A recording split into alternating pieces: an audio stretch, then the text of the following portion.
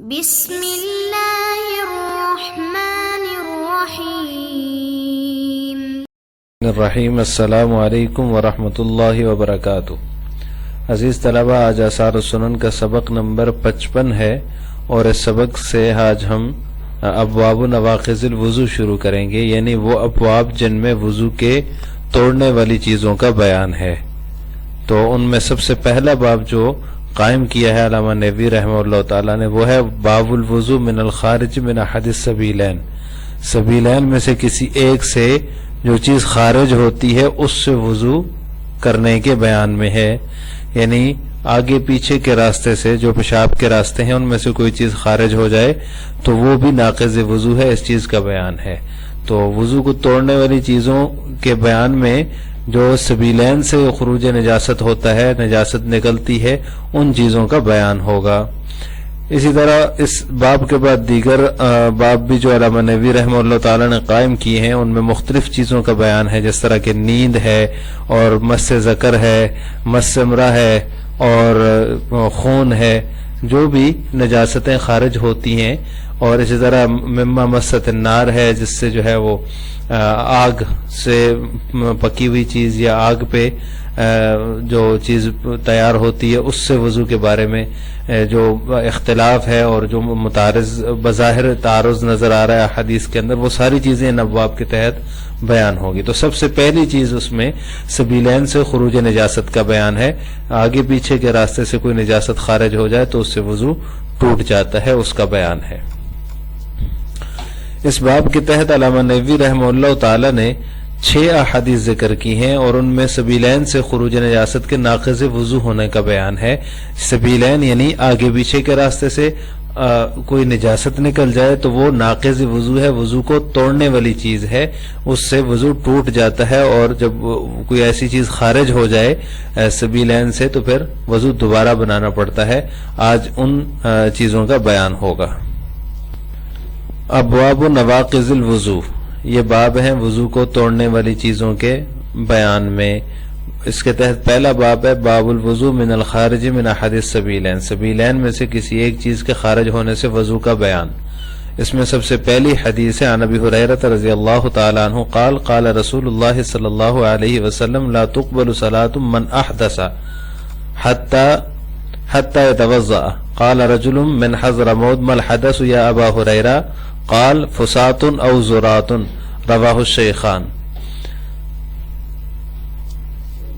اس حدیث کا ترجمہ یہ ہے کہ ابو ہریرہ رضی اللہ تعالیٰ عنہ سے روایت فرماتے ہیں کہ رسول اللہ صلی اللہ علیہ وسلم نے فرمایا نماز قبول نہیں ہوتی اس کی من احدث جو بے وضو ہو جائے، حتی یتوضأ یہاں تک کہ وہ وضو کر لے۔ قال رجل من حضرموت، حضرموت کے ایک آدمی نے کہا مل حدث یا ابا ہریرہ، حدیث بیان جنہوں نے کی حضرت ابو ہریرہ، ان سے پوچھا بے وضو ہونا کیا ہے؟ قال فسات او زرات،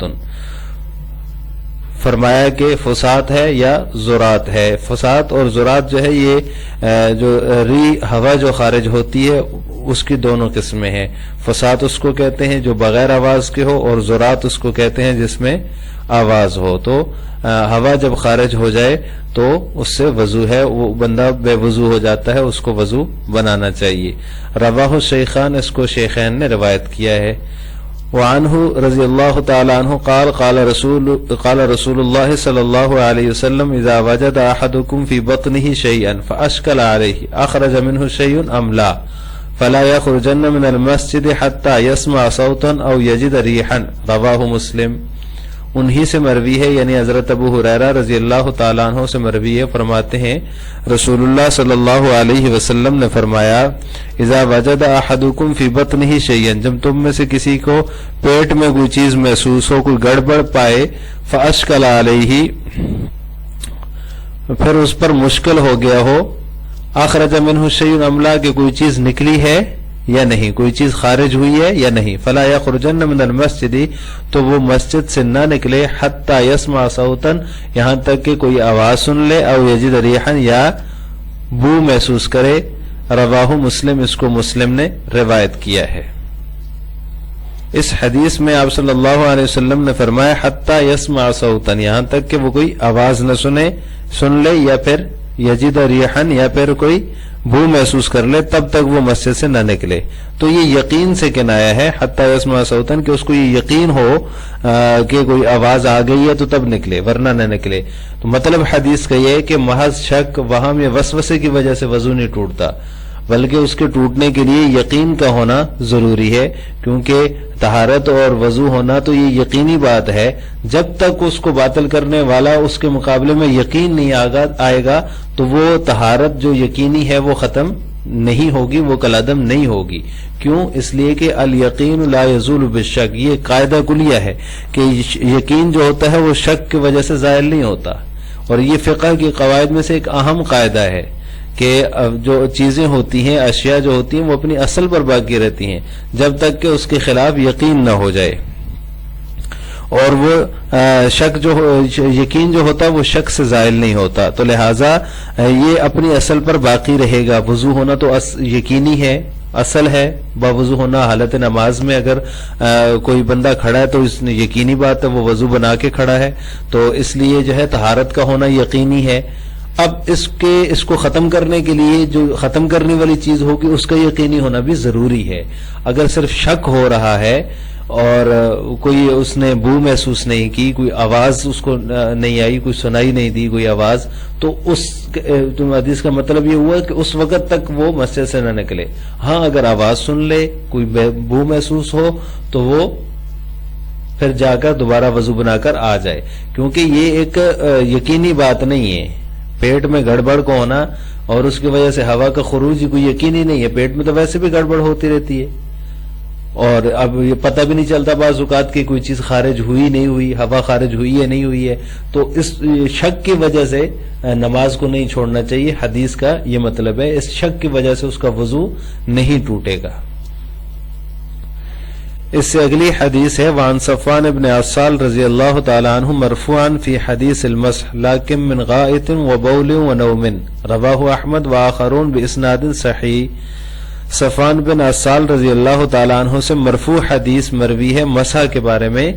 ان سے یہ بات مرفوعاً مروی ہے حدیث مسح میں، لیکن من غائط وبول ونوم، غائط و بول پیشاب کی وجہ سے، و نومن اور نیند کی وجہ سے، یعنی یہ تینوں چیزیں پائی جائیں تو پھر اس کا وضو ٹوٹ جائے گا. یہ مرفوعاً مسح کی حدیث میں گزشتہ کل کے سبق میں جو ہے مسح علی الخفین کے تحت یہ حدیث گزری ہے، وہاں اس کا پوری حدیث گزری. یہاں پر تو صرف امام نووی رحمہ اللہ تعالی نے یہ آخری الفاظ لیکن من غائط و بول و نومن یہ الفاظ نقل کیے ہیں.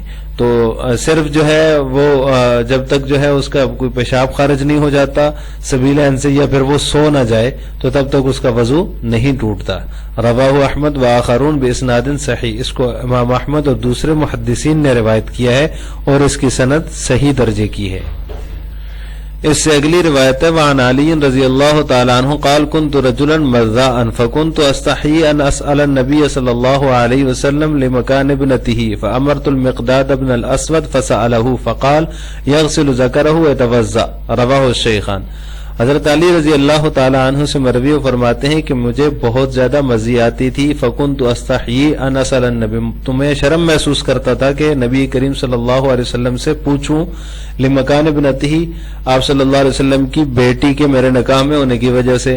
فامرت المقداد بن الاسود، میں نے مقداد بن اسود رضی اللہ تعالی عنہ کو کہا. فسالہ، تو انہوں نے پوچھا. فقال، تو آپ صلی اللہ علیہ وسلم نے فرمایا یغسل ذکرہ ویتوضا، وہ اپنے ذکر کو دھو لے اور وضو بنا لے. رواہ الشیخان، اس کو شیخین نے روایت کیا. تو یہاں پر بھی دیکھیں احد السبیلین سے جو ہے وہ نجاست کا خروج ہو رہا ہے مزی کے اندر بھی، تو لہٰذا اس وجہ سے امام نووی رحمہ اللہ اس حدیث کو یہاں پر دوبارہ اس باب کے تحت لائے ہیں کہ یہاں پر بھی احد السبیلین سے یعنی ایک راستے سے نجاست نکل رہی ہے تو اس کی وجہ سے وضو واجب ہوگا. اور آپ صلی اللہ علیہ وسلم نے فرمایا وَيَتَوَضَّأَ، وہ وضو کر لے.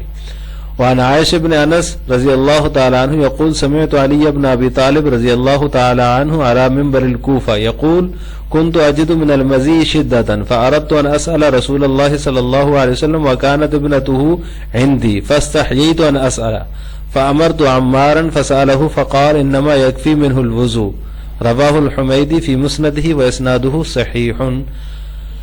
اس کا ترجمہ یہ ہے کہ حضرت عائشہ بن انس رضی اللہ تعالیٰ عنہ سے روایت فرماتے ہیں کہ میں نے حضرت علی رضی اللہ تعالیٰ عنہ کو کوفہ کے منبر پر یہ کہتے ہوئے سنا، کنت اجد من المزی شدتاً، میں مزی کی بہت زیادہ شدت پاتا تھا، فاردت ان اسأل رسول اللہ صلی اللہ علیہ وسلم، تو میں نے ارادہ کیا کہ میں یہ نبی کریم صلی اللہ علیہ وسلم سے اس کا مسئلہ پوچھوں، وکانت ابنتہ عندی، لیکن آپ صلی اللہ علیہ وسلم کی بیٹی میرے نکاح میں تھی، فاستحییت، اس وجہ سے میں شرماتا تھا، ان اسأل، کہ میں آپ صلی اللہ علیہ وسلم سے سوال کروں، فامرت عمارا، تو میں نے عمار رضی اللہ تعالیٰ عنہ کو کہا، فسألہ، تو انہوں نے پوچھا، فقال، تو آپ صلی اللہ علیہ وسلم نے فرمایا، انما یکفی منہ الوضو، اس سے صرف وضو ہی کافی ہے، یعنی جب مزی خارج ہو جائے تو انسان بے وضو ہو جاتا ہے، وضو ٹوٹتا ہے اور اس کو وضو دوبارہ کرنا چاہیے۔ رواہ الحمیدی فی مسندہ، امام حمیدی نے اس کو اپنے مسند میں روایت کیا، واسنادہ صحیح، اور اس کی سند صحیح درجے کی ہے۔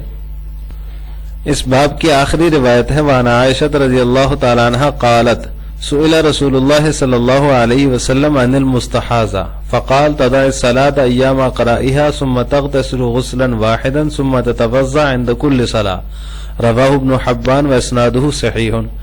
حضرت عائشہ رضی اللہ تعالی عنہ سے مروی فرماتی ہیں کہ رسول اللہ صلی اللہ علیہ وسلم سے استحاضہ والی عورت کے بارے میں پوچھا گیا، تو فقال، آپ صلی اللہ علیہ وسلم نے فرمایا، وہ نماز چھوڑ دے جن دنوں میں اس کو حیض آتا ہے، حیض کے دنوں میں وہ اقرائہا، ایام اقرائہا، حیض کے دنوں میں نماز چھوڑ دے، پھر وہ ایک دفعہ غسل کر لے، ثم تتوضا عند كل صلاة، اور پھر ہر نماز کے وقت وضو کرے۔ رواہ ابن حبان، اس کو ابن حبان نے روایت کی ہے، واسنادہ صحیح، اور اس کی سند صحیح درجے کی۔ اب یہاں پر اس حدیث کو لانے کا مقصد یہ باب الاستحاضہ کے تحت گزر چکی ہے، لیکن یہاں پر دوبارہ امام نووی رحمہ اللہ تعالیٰ کا مقصد یہ ہے کہ یہاں پر بھی احد السبیلین سے نجاست کا خروج ہوا ہے، تو اس میں آپ صلی اللہ علیہ وسلم نے وضو کا فرمایا ہے۔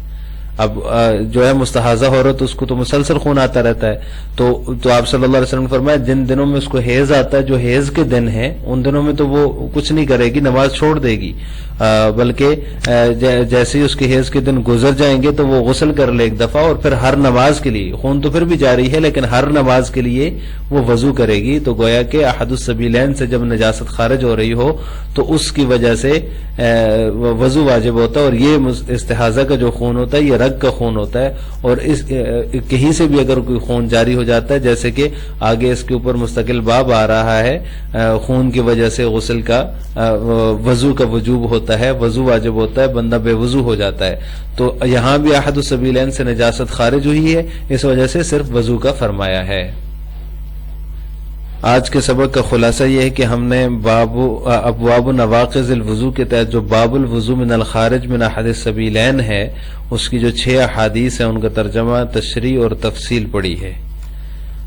آخر میں آپ سے 2 سوال ہیں۔ نمبر 1، سبیلین سے نجاست کا خروج ناقض وضو ہے، یعنی آگے پیچھے کے راستے سے اگر کوئی نجاست خارج ہوتی ہے تو اس کی وجہ سے وضو ٹوٹتا ہے یا نہیں؟ اس کا جواب آپ نے کمنٹ باکس میں دینا ہے۔ نمبر 2، کیا شک سے یقین زائل ہو جاتا ہے؟ اس کا جواب بھی آپ نے کمنٹ باکس میں دینا ہے۔ السلام علیکم ورحمۃ اللہ وبرکاتہ۔